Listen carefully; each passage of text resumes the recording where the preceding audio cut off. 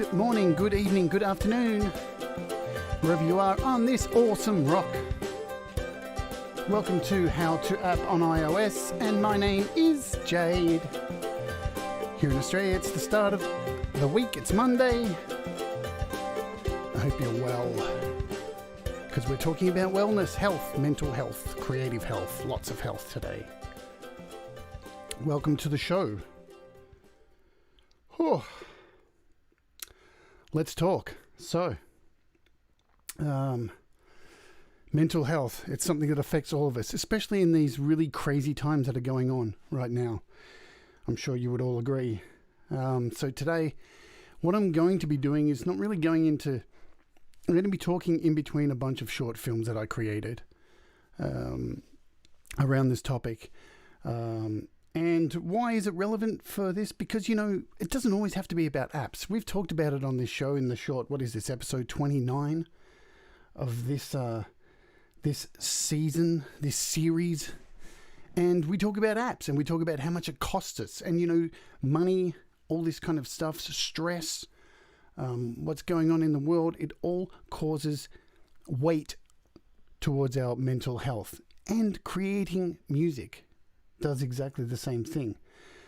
You're never always going to be at your best for creating music. So, look, let's just jump straight into it.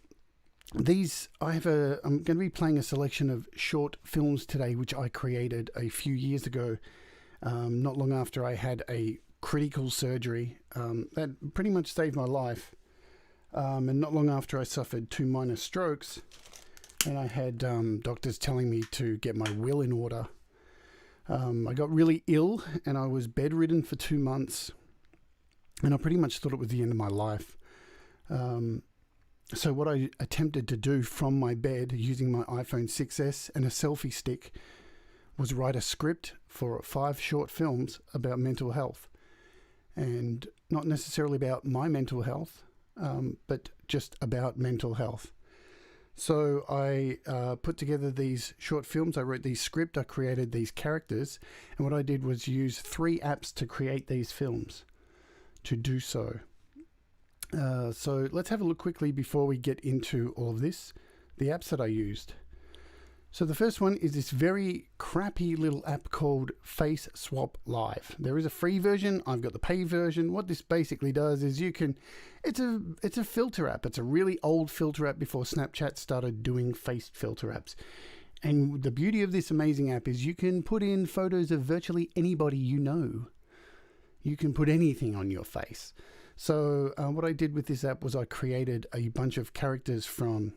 like what AI does with constructing faces, to create people that actually don't exist, and then manifest a voice and a whole character for these personas in these short films. The second app that I did use for this was before LumaFusion was available. So that was called, and I still use this a fair bit, and it's still fairly cheap. It's called Cute Cut Pro. So it was the next best thing to a movie editor. You could have I think it's 3 lines of video, a whole bunch of unlimited kind of lines of audio. You can add pictures, you can do text, all that kind of stuff. It was a major step up from iMovie. And of course, I used Garageband to create the music. So let's get out of that. Now the series is called What Happened to Us. And let's just talk about the first film, because they're all, as I said, they're all short features. So I'm not going to be talking so much today. I'm going to let the films and the statistics within the films talk to you. These are 5 different characters and 5 very different scenarios going on in each of these people's lives. The first one is a reformed drug addict who's suffering from severe depression and anxiety, who has come to the conclusion that society has turned into a bag of self-involved shit, and people aren't caring for each other the way it is perceived that we used to. So let's just dive straight into it, I reckon, and then we'll discuss afterwards as we go on. So this is the first episode, and The character's name is Craig, and the first episode is actually called What Happened to Us. So, without further ado, I will remove my vocals and turn up the sound for this film and kick back and enjoy, folks. It's going to get heavy.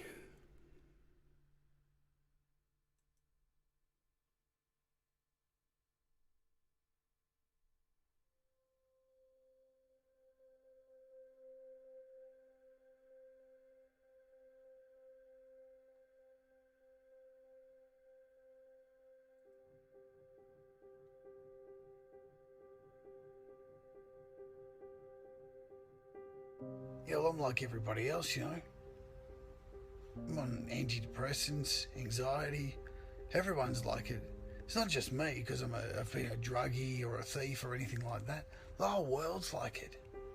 Why is that?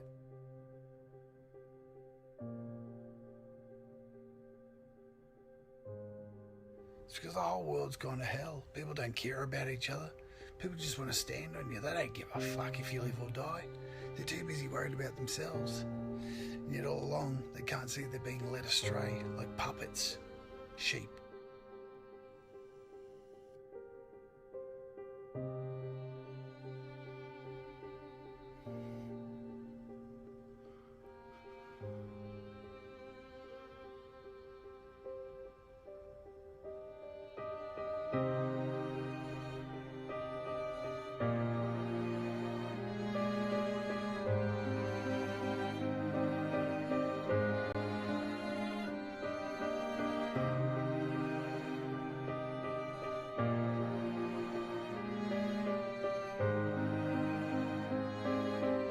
Apparently we're more connected than ever.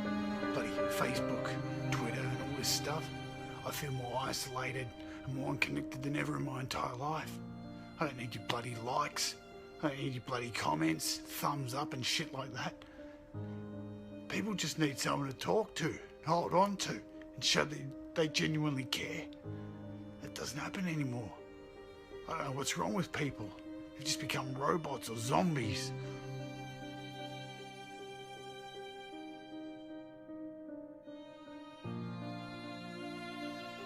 Why are there so many homeless people?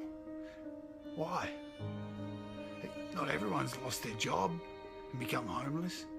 Why do people just walk over them? Like they don't even exist. They're people. I've been there. They're bloody people. And people just walk over them like they're a nuisance, like they're in their way. They're there for a reason. They're not there to rob you. I just don't understand what's wrong.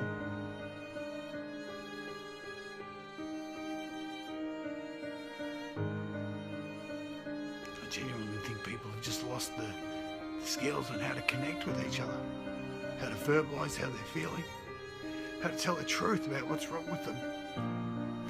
They're afraid they're going to be judged. And why is that? Why are people so scared that they're going to be judged by another person who's probably dealing with exactly the same or even worse problems than what you are? How have we gotten this way? How do we get back?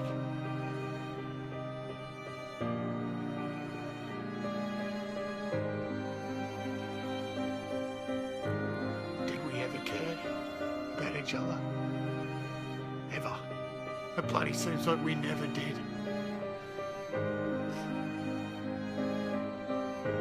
I can't even go outside and look at other people. I used to think it was me that had the problem. I think I still do. I'm ashamed. I'm ashamed to see what the human race is.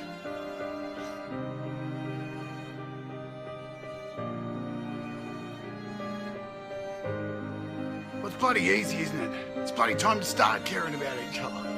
Start asking how we're going. Ask if you can lend a hand. Or even put your hand out to people. Because people are there to help. We've got to walk away from bloody Facebook and everything else that's separating us from each other. And tell each other that we really care. And then maybe we can work together and make things better for everybody. Just maybe.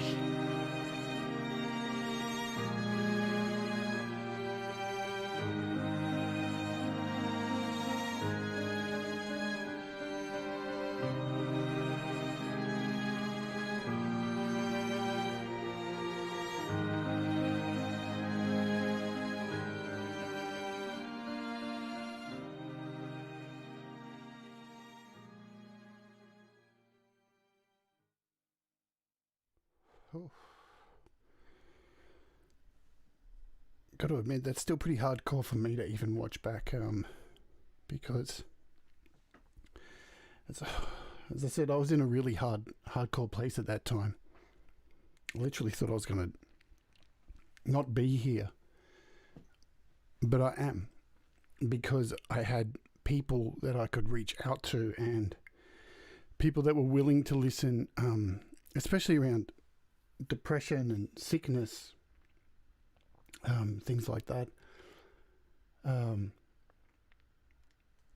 And you're definitely right, Scott. It's not always about sadness. It's for me, it was around.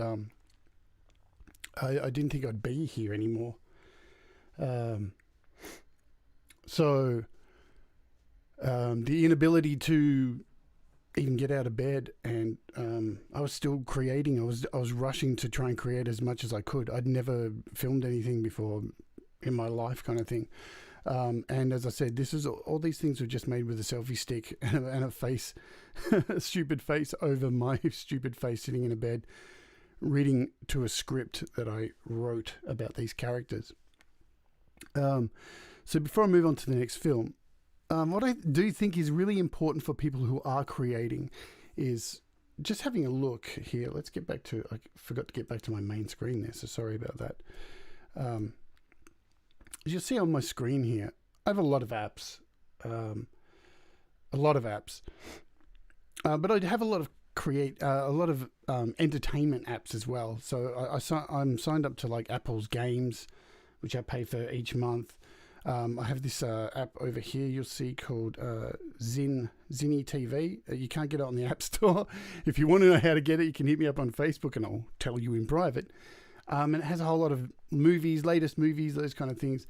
So I have a lot of things to keep my mind occupied for when I'm not creating, even though the majority of my apps on here are music-based and video production, photo production kind of stuff. There's a great selection of things I do to keep my mind stimulated, because we really need to do that, because there's going to be a lot of times when you're unable to create. And I've been through that recently during this pandemic. During the beginning of it, I really thought I'd just be smashing stuff out, and I was in the beginning, and accumulating all this gear to be able to do the show and a lot of stuff.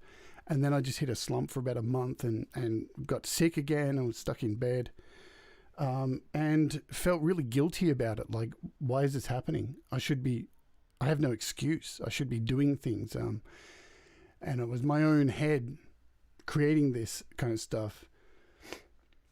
But I'm out of it right now and getting better each day, and we all can. So moving on, speaking about being in your head and let's get a bit more. Can we get a bit more serious? Yeah, we can. I was when I began my transition in 2003. It was.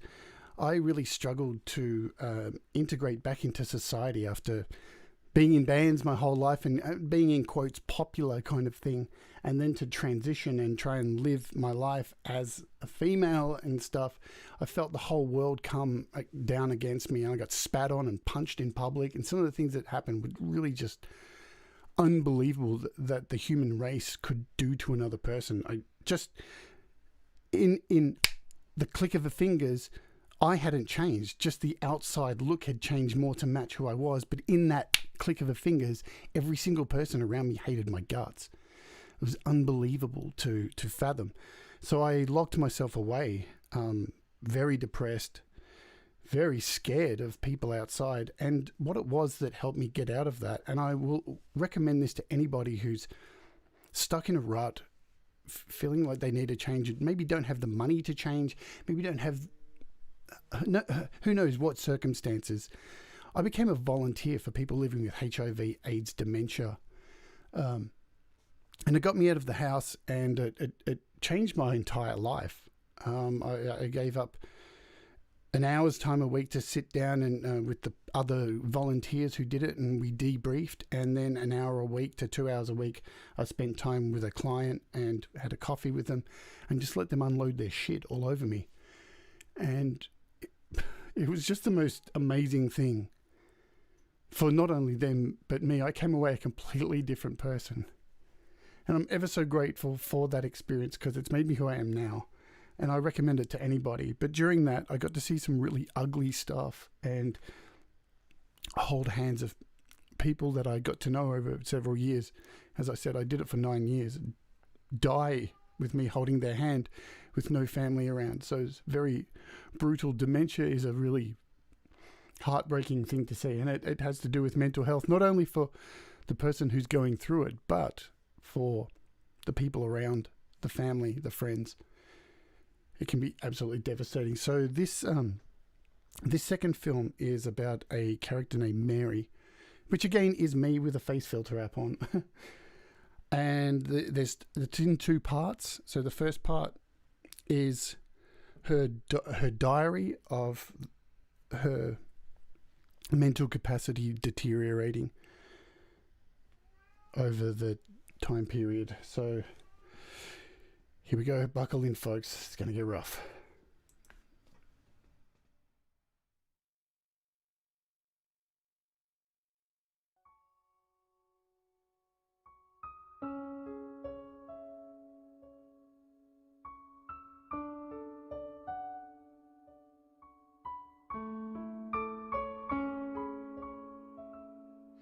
Well, it started with just little things. I've got 2 kids, and I just started forgetting my grandkids' names.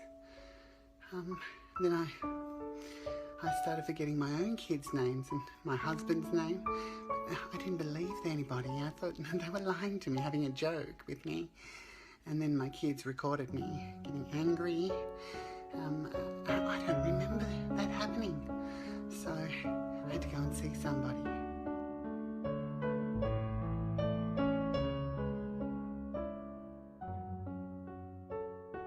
I was so confused. I'd never been to a doctor like that before. I didn't know what to expect.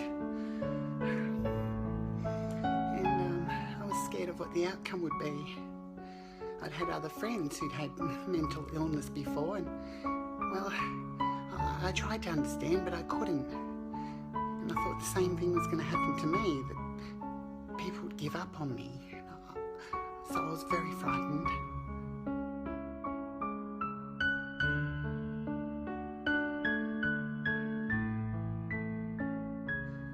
But I was reassured that things would be okay. I got on medication, and everyone said they'd support me, and I joined a few groups, and I went to a weekly meeting and met some other people. The problem was I couldn't remember going to the groups. I couldn't remember the people. Oh, it was so confusing. I forgot what I was going to say.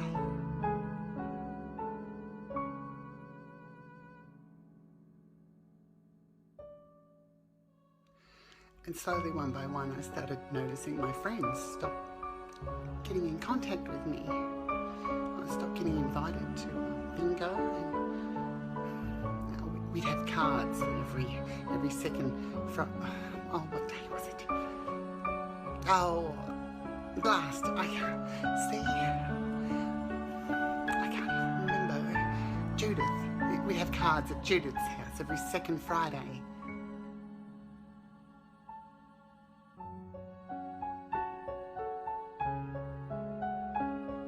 There's nothing wrong with me, not that I can see. You know, I feel perfectly normal and everything. Oh, blast.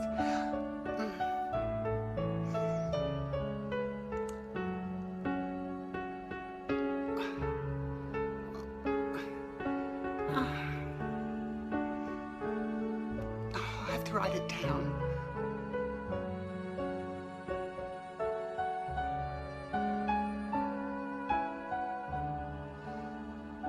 Kids stopped calling. I thought maybe they were just busy, and Frank told me that they were. And then I tried calling them, and it felt like they were ignoring me. I don't know what I've done. I feel so lonely. And I just keep going around and around in my head. Why are they ignoring me? What have I done wrong? And I get angry.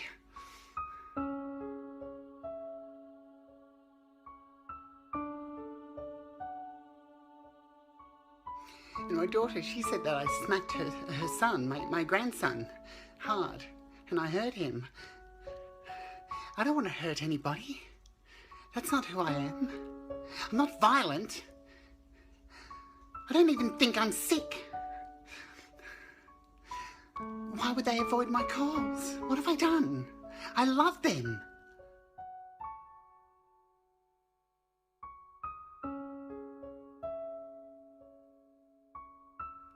I don't know about Frank. Well,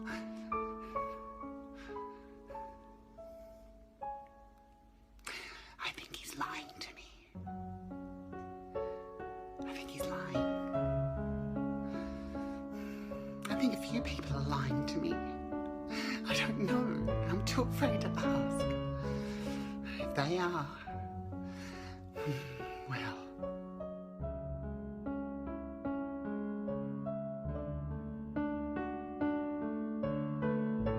I love them. I really do. Oh, at last I forgot what I was going to say.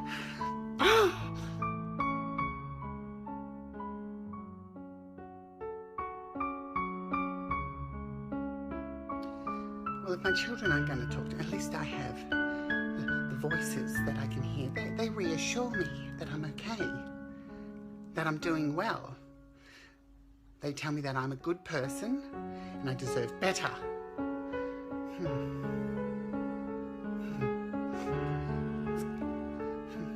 Okay. I'm reassured. Better than Frank.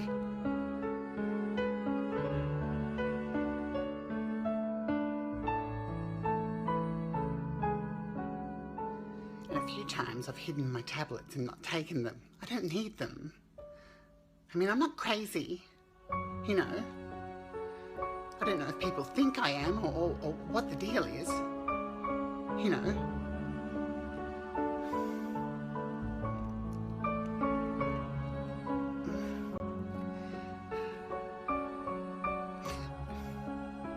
But I wish somebody would speak to me.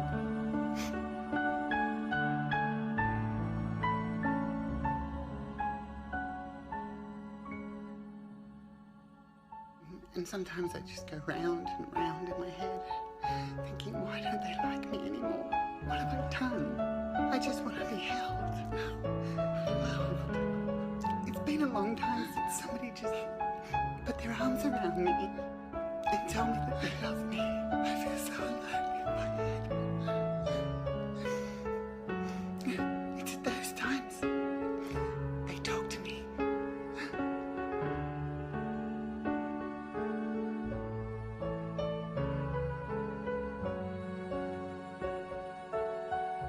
I know I'll be right. What could go wrong? I've heard of others getting locked up. I won't get locked up. I'm not crazy. I mean, the sink has to be clean. If it's not clean, they're always with me. Well, you know what they say. Oh, dirty sink. I'll be all right. So I do. I've got them to look after me. You don't call me dirty.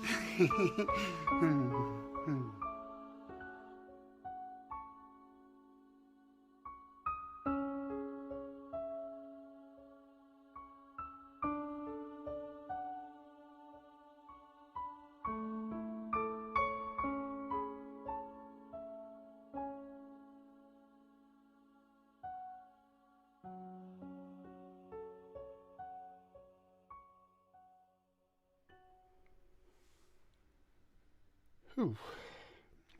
Yeah.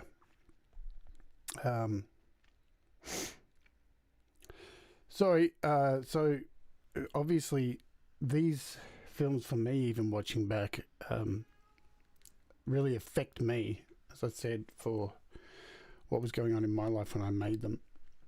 Now, the reasons for that film getting really dark towards the end is the continuation of this character, which goes into the next film, and the basis of this film, this next one, is probably the darkest of the lot. And you're probably thinking, can you get any more brutal but I can. I like to create things that hit nerves and make people think outside their sometimes small world. Even though the story of this comes from a different person, I wanted to incorporate the same character into this following story. And this is to do with mental health organizations and the breakdown throughout the world of funding for institutions, for care. And so I had a friend who took a dose of magic. So he came around to a friend's house and they put Datura in his drink and didn't tell him about it. And Datura is like a hallucinogenic drug. And he drank the coffee, and it was the end of knowing that person ever again. It totally destroyed who they were. And everybody washed their hands of the whole situation. And I remember going to see this person in a mental health care facility, and they were in a really bad way. And it was due to not so much the care within the facility as due to the total abandonment, because abandonment and that feeling of isolation, especially even in, like, as I was saying, with a lot of governments around the world closing down facilities. And I know here in Victoria, they put a lot of people into like community housing, which was unsupervised and in certain areas, and it created a lot of problems. And I'm not saying that the people inside the housing were the fault in causing the problems. It was the breakdown of the system. So visiting this friend of mine over several occasions, this is a representation of what happened to this person. And it ended in a really bad way. So let's just get straight to this next one, and then the following films are a fair bit lighter, but still, these are serious subjects that people don't talk about enough. So here we go. As soon as I get my shit together.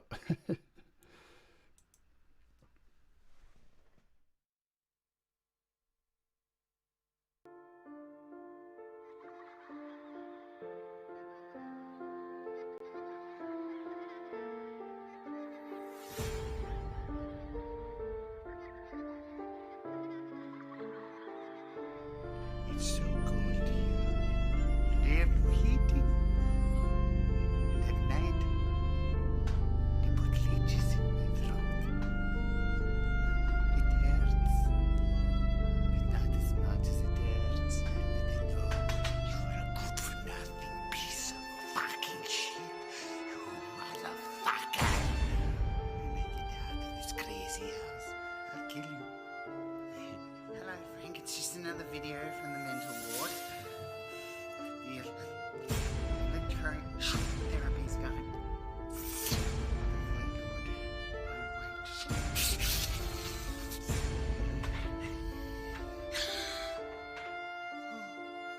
Oh my God. Oh, you're a fucking video blog 3. I think they know what they're doing. I know.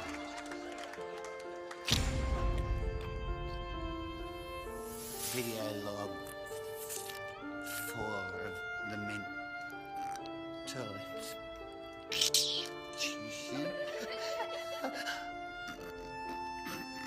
Carrots.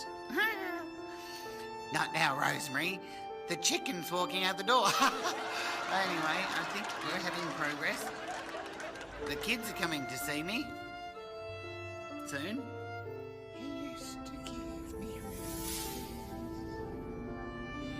I wish he would again.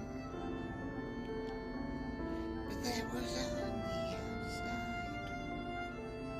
And things were different then. On the inside, the sun's still up.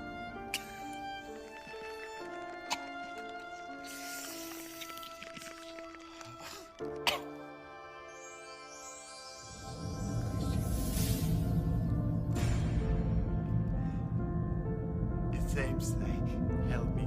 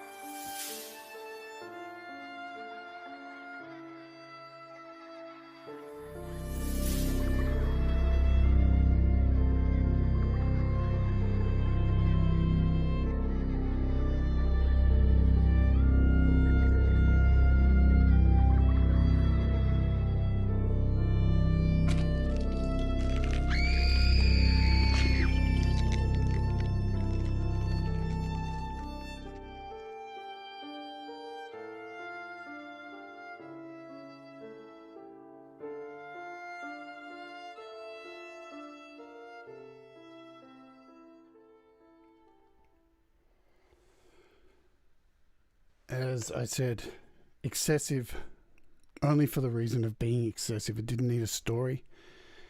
It was more dealing with suicide, something which people look at like it's a bad word, and that anybody who mentions they may be feeling suicidal may not necessarily be in the marketplace to actually do that kind of thing. Suicidal tendencies don't always mean somebody is at that point, but again, isolation and rejection and ignoring that person through those times can lead to that kind of thing, and it's heartbreaking. So and I've lost quite a few people to suicide and had attempts myself before my transition, so I can speak firsthand at how much of a dark place it can be.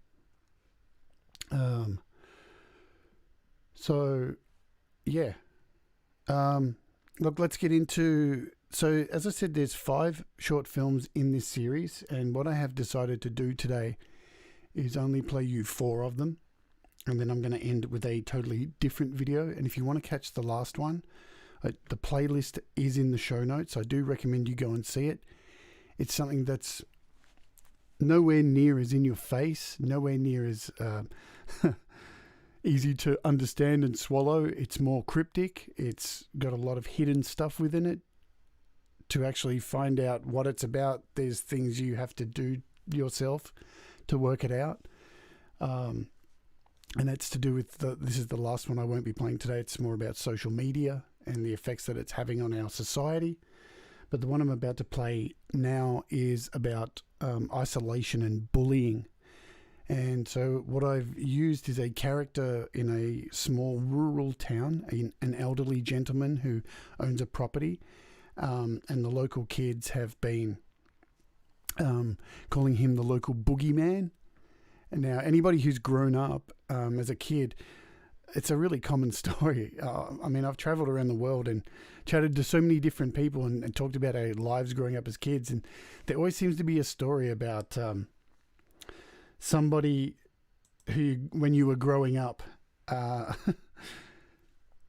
was like in the street, who was the local witch or somebody scary, or, so this is about that person, and it's looking at that person's point of view, trying to work out why this is happening within his community and why these people have distanced from this person for absolutely no reason, and that it's actually spiraled out of control to become a story that almost he is the boogeyman, even by parents and such. This one's, it sounds heavy, but I don't know. This one to me is, there's a few laughs in it for me. Just the character chasing the kids off the lawn and stuff. It's towards the end of the series because of that. I wanted to lighten up the series. So let's get in and play that. And hopefully I'm not like messing with everybody's mind too much today. I know it's a heavy subject, but just feel like it needs to be talked about. So yeah, here we go.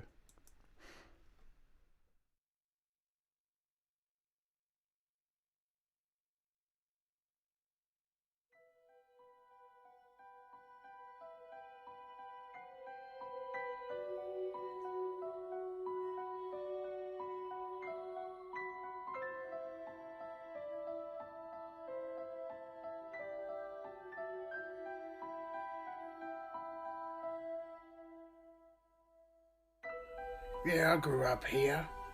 My family's been in this area for 5 generations. Even the main street up the road's named after our family name. I'm pretty proud to be a part of this community.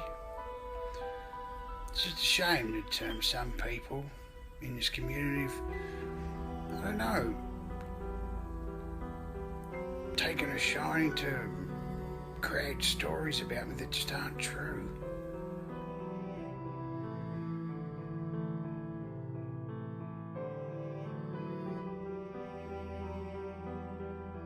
I remember the bloody first time I heard about it.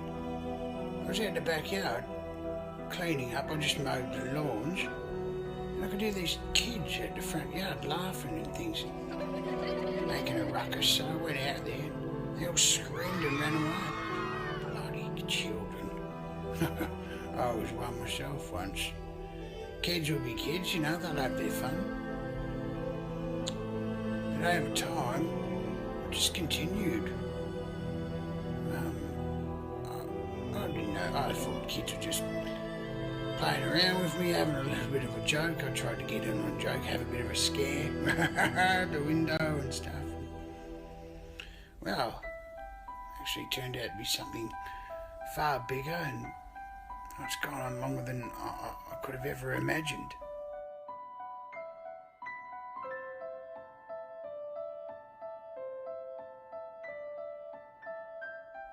And they bloody set fire to my garage. I have no idea why. I walked out the back and flaming out, the whole garage was on fire. I don't know who did it. I've had my house covered in toilet paper, paper bags set on fire outside my door. Somebody bloody threw dog poo through my window. What's wrong with people?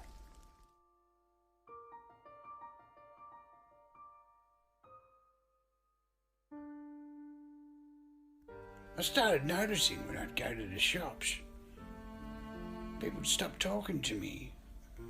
And this is a good 25 years ago. This has been going on for a long time now.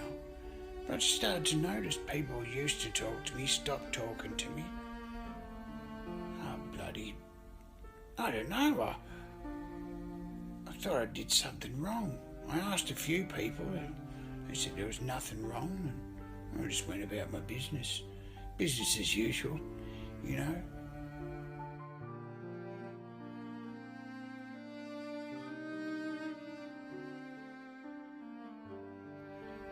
Over the years, I've just got used to being alone. It's not like I'm going to meet anyone around here. People think I'm the boogeyman. I mean, that's what it is. The story's perpetuated that I'm a boogeyman. That I'm scary and I hurt people. Someone even told me they heard a story that I eat children.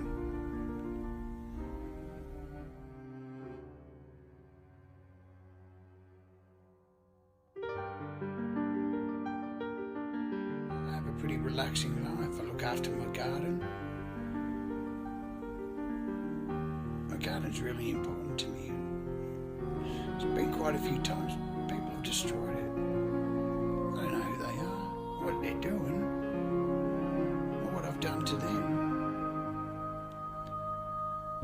Anyway.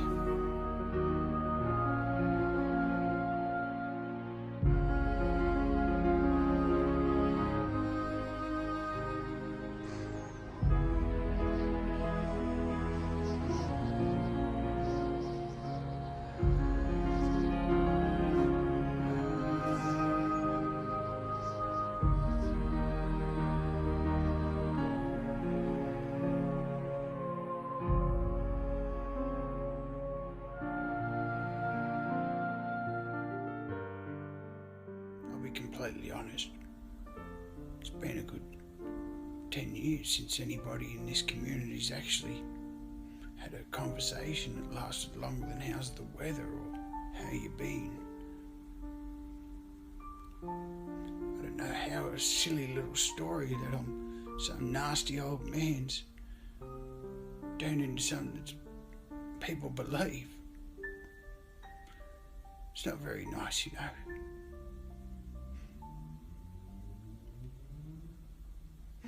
You can feel people looking at you when you've done nothing wrong.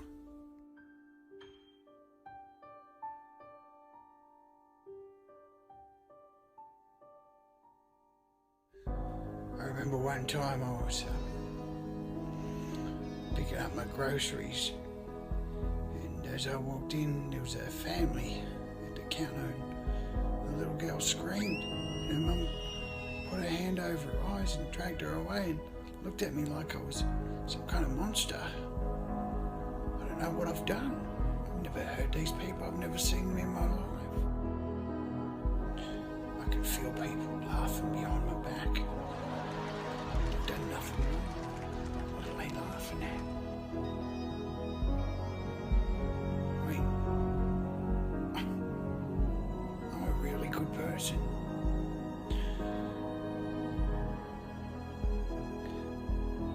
It almost feels like these people have created a story around me being a monster. And it's been hovering over my head so long. I'm actually starting to believe that I am. When in my heart I know I've done nothing to hurt anybody.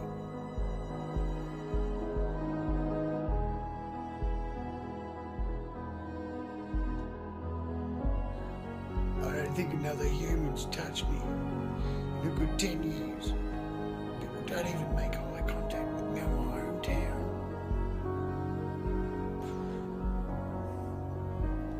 I feel isolated and trapped. A person shouldn't feel like that. I don't know who to talk to. I've reached out to people. They just don't communicate back. I'm not a monster.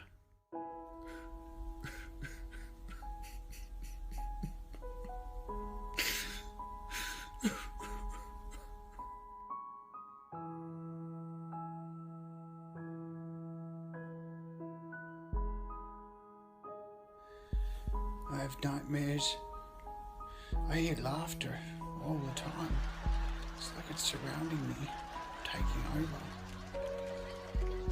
I get to the front door and I go to walk out, just to look after me garden out the front. It's become all overgrown because I can't face the outside world. It's like they're waiting outside to laugh at me and mock me for something that I don't know what I've done. I'm starting to question who I am. Am I a monster? Have I hurt someone? I'm bloody sure I haven't. Jeez, people can be horrible. Sometimes I just wish somebody would knock on my door and check on how I am. Because to be honest, I'm not doing well. Doing well. Sometimes I wish I just bloody wouldn't wake up the next day. What have I got to wake up to?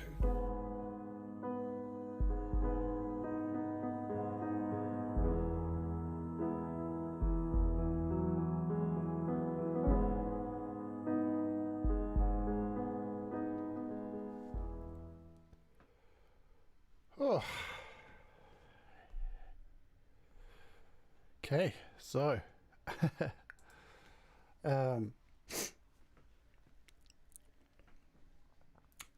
yeah, so this one that's just started here on my screen, that is the final part of this series, which you can find here on my YouTube page. There is a playlist of this series, or you can go to my website, jadestarr.com.au, and click on the Vision link, and that'll take you to all my films, all my productions and stuff that I've done, comedy series and this series, a whole bunch of other things. As you can hear, like it's been quite a few years since I made this thing, but every time I watch them, they kill me for some reason, just because I know where I was. And yeah, just brutal stuff. So I'm going to wrap it up with the last video. I'll just close here and I'll let the last video play out, and this will be the last time you hear my voice for just to end today's show. I will let you know that during this week we get back to usual tomorrow. We're looking at a whole bunch of apps, so I'll let you know as we go tomorrow. I just want to let everybody know that you are worth it. You are an amazing person. You deserve great things. So remember that. And when you're not feeling that, reach out to somebody who will remind you of it. Hold on to that handful of 5 friends that if you have, you can count them on your fingers, because they're the most important thing in your world, and they'll always be there. And you'll always be there for them. because they're more valuable than any number of friends on a social media web page. Thank you for indulging me today and hearing this. If you are feeling any of the emotions, the feelings that we've discussed in this show today, reach out to friends, reach out to professionals. I'm not going to give you a list of hotline numbers because we all live in different parts of the world, but all it takes is a Google search, and we've all got Google.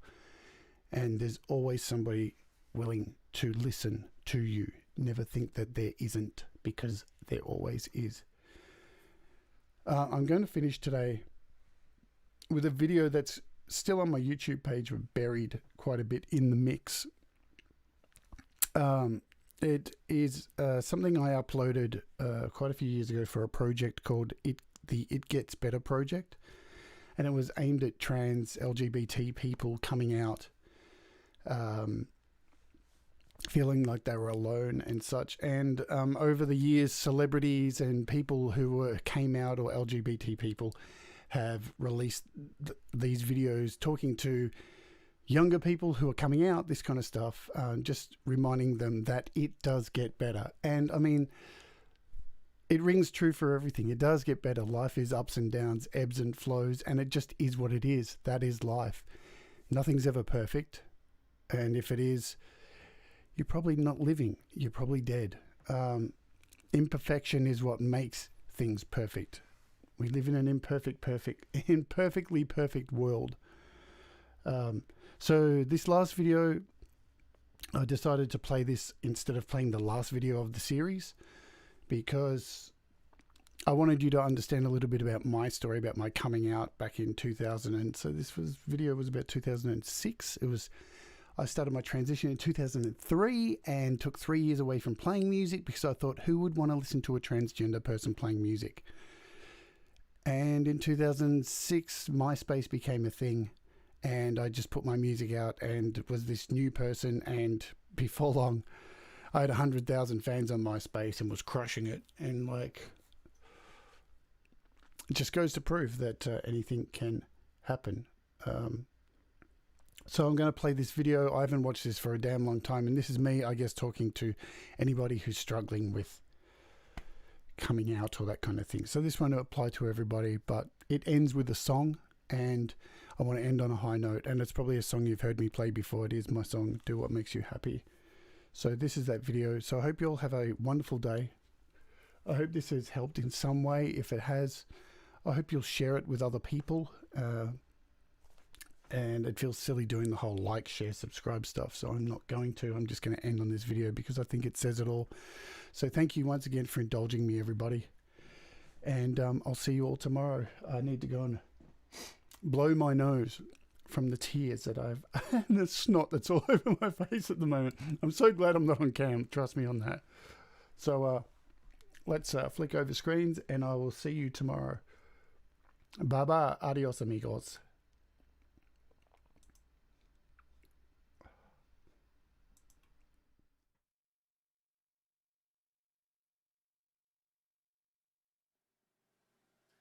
Hi there, my name is Jade Starr.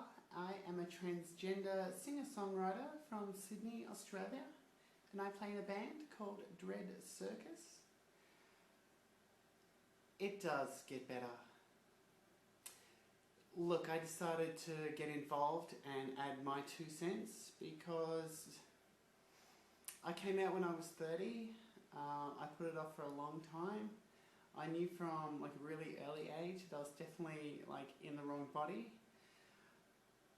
The reason I say it does get better, back 20 years ago when I really knew it was like I was transgender, I had to make a change.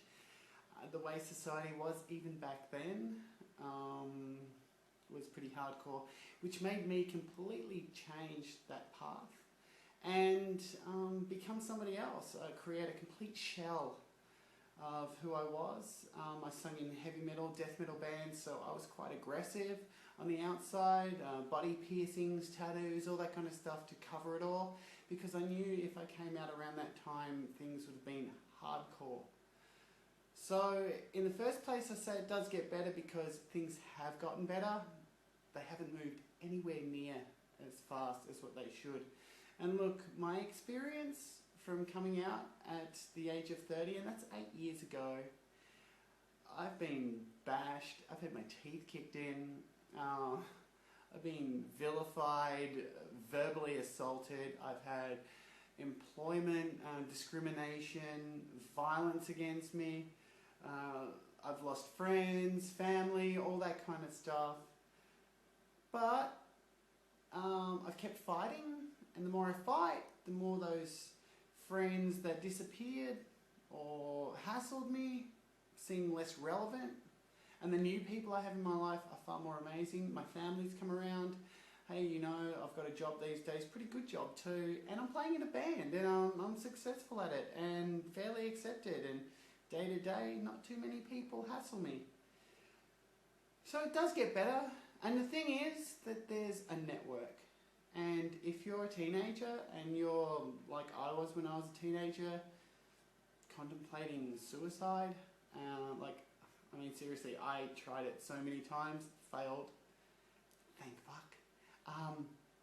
But if you're contemplating that, think in another direction. If somebody's bullying you, think in another direction. There's so much help out there. You may hear like negative things about our community, our LGBT alphabet soup community, alright? But that's the shallow stuff you're hearing negativity about. On the whole, there's a support network that's massive.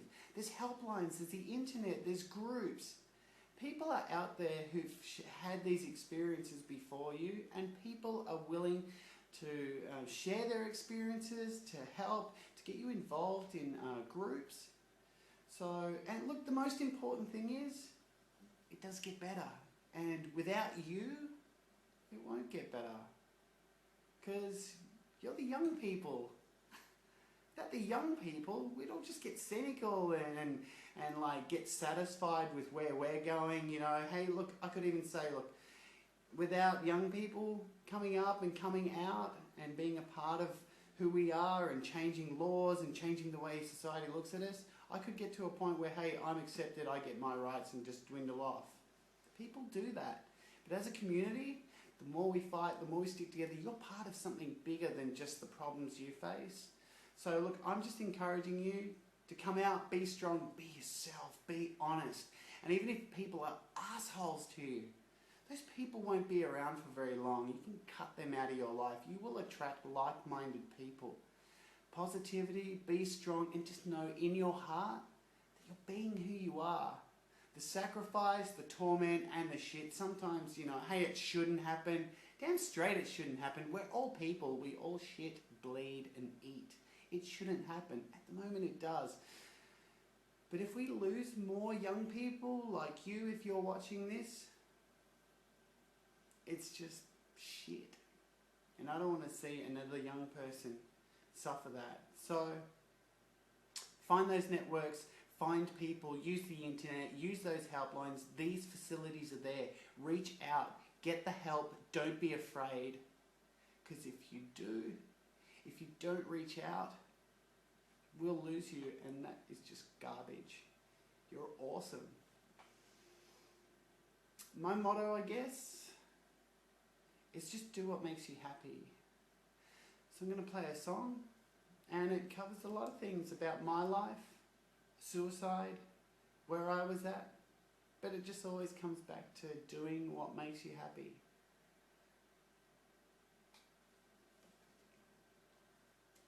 This is not another love song, it is about being true to yourself. It's all you can rely on, and friends who love you for being your true selfish.